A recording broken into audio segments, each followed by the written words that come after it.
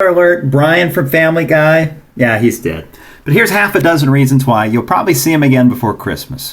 For starters, there's an episode called Brian a Bad Father and Brian the Closer. The voice of the dog that replaced him, Tony Sirico, I believe you pronounce that name, he's a planned guest star, and his schedule's going to be a lot harder to coordinate than, say, Seth MacFarlane, who produces the show and is a regular guest. The guy voices like half the characters on the show. The ratings have held steady in kind of the 7 million range. So it's not like the show needs some kind of reboot where you're going to throw a title character off that you'd risk those kinds of ratings to, because people are going to be mad about that. They already are. We already know there, even though Stewie destroyed his time machine, there's a chance that you could warn him his past self because he already time traveled to Christmas. Wow, good timing, little fella. This just came out today.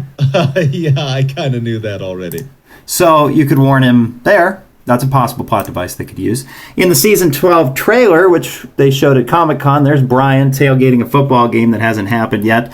And you could say, oh, well, you want to ignore that? Well, what about Maya Rudolph from SNL, who's going to guest star in the show, where it says that she will become an avid runner, catching Brian's eye, and so Brian then becomes a runner trying to get her attention. How can Brian do that if he's already dead? And finally, you'll say, oh, well, the producers of the show said they were going to kill off a title character. Yeah, well, Steve Carell also said he wasn't going to be in the finale of The Office. And solved in 90 seconds why Brian will be back on Family Guy. What's funny about this is I'm kind of more of a Simpsons guy, so I don't even watch Family Guy.